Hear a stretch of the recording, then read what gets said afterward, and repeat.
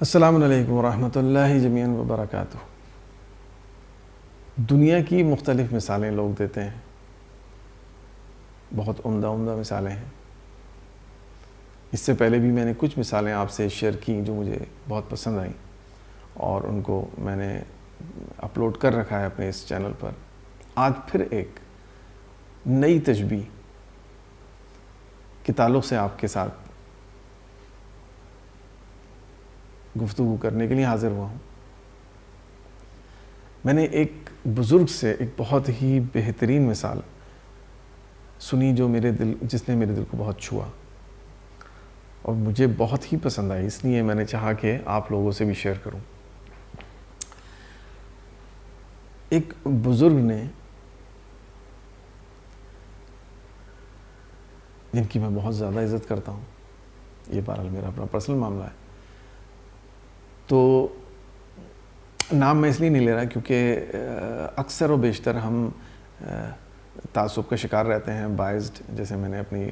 ایک پیچھے ویڈیو میں کہا تھا کہ ہم سب کے دلوں میں بت ہیں، اللہ نہ کرے وہ بت ہمارے دلوں میں ہو، تو ممکن ہے کسی کے دل میں کوئی بت ہو جس کے امکانات بہت زیادہ ہیں، اور بت ہوتا ہے تو پھر انسان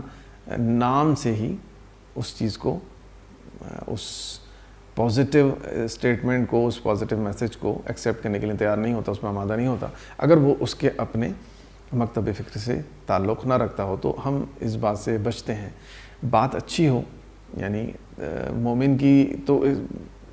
مثال ایسی ہونی چاہیے جیسے چونٹی، ایک نمک کے ڈبے میں اگر ایک مٹھی چینی اگر آپ ڈال دیں تو اس میں بھی داخل ہو جاتی ہیں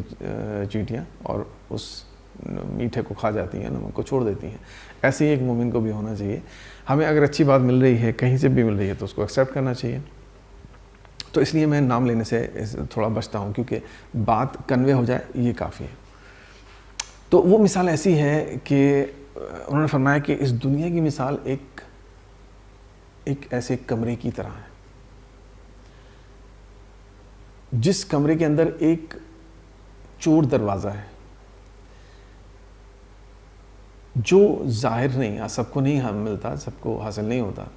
سب کو پتہ نہیں چل جاتا، اس کو تلاش کرنا پڑتا ہے، محنت کے ساتھ تلاش کرنا پڑتا ہے، جستجو کرنی پڑتی ہے، اور وہ دروازہ ایک وسیع و عریض محل کی طرف کھلتا ہے، محل میں کھلتا ہے، جو محل اللہ تبارک و تعالیٰ نے اس انسان کے لیے مہیا کیا ہے، بنایا ہے، جو اس دروازے کو تلاش کرتا ہے۔ اب یہاں دو طرح کے لوگ ہیں، ایک وہ لوگ جو اس دروازے کی کوئی فکر نہیں کرتے، اس دروازے کو ڈھونڈنے کی کوئی جستجو نہیں کرتے، اس دروازے کو ڈھونڈنے کی کوئی کوشش نہیں کرتے، بلکہ اس کمرے کو سجانے میں لگ جاتے ہیں، اس کو رنگ و روغن کرنے میں لگ جاتے ہیں،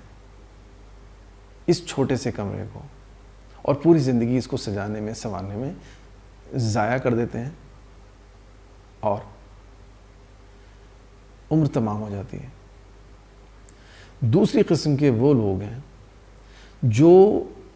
اس کمرے کے تعلق سے بالکل بے پرواہ رہتے ہیں، بس انہیں ایک ہی تجسس ہوتا ہے کہ کاش وہ دروازہ حاصل ہو جائے جو اس محل کی طرف کھلتا ہے جو اللہ نے میرے لیے خلق کیا ہے، جس کا کوئی کمپیریزن اس کمرے سے نہیں ہے، بہت وسیع و عریض اور ناقابل تصور خوبصورت وہ محل ہے۔ وہ دروازہ کسی صورت سے حاصل ہو جائے، اسی جستجو میں لگے رہتے ہیں، اسی کوشش میں لگے رہتے ہیں، اور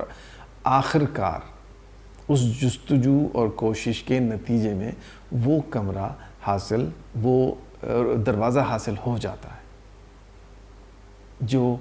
ان کے اس محل کی طرف کھلتا ہے، جس کا تصور بھی وہ اس چھوٹے سے کمرے میں نہیں کر سکتے۔ تو وہ بظاہر لگتے ہیں کہ بے وقوف ہیں اور اس کمرے کے تک کی بالکل پرواہ نہیں کر رہے، اس کی صفائی نہیں کر رہے، اس کو سجا نہیں رہے، لیکن وہ انتہائی ذہین ہوتے ہیں، انہیں پتہ ہوتا ہے کہ ہماری یہ کاوش ایک دن اتنی بڑی دولت کا پیش خیمہ ہوگی کہ جس کا تصور بھی یہ کمرہ سجانے والے نہیں کر رہے، اور وہ اس دنیا سے جانے سے پہلے اس دروازے کو ڈھونڈ لیتے ہیں اور پھر اس محل کے مالک ہو جاتے ہیں اور کامیابی کے ساتھ اس دنیا سے کوچ کر جاتے ہیں۔ سبحان اللہ، سبحان اللہ والحمد للہ ولا الہ الا اللہ واللہ اکبر۔ تمام تعریف اس اللہ کے لیے جس نے ہمیں ہدایت بخشی، اور ہم کبھی ہدایت کو نہ پہنچ سکتے تھے اگر وہ ہماری رہنمائی نہ فرماتا۔ والسلام علیکم ورحمۃ اللہ جمیعاً وبرکاتہ۔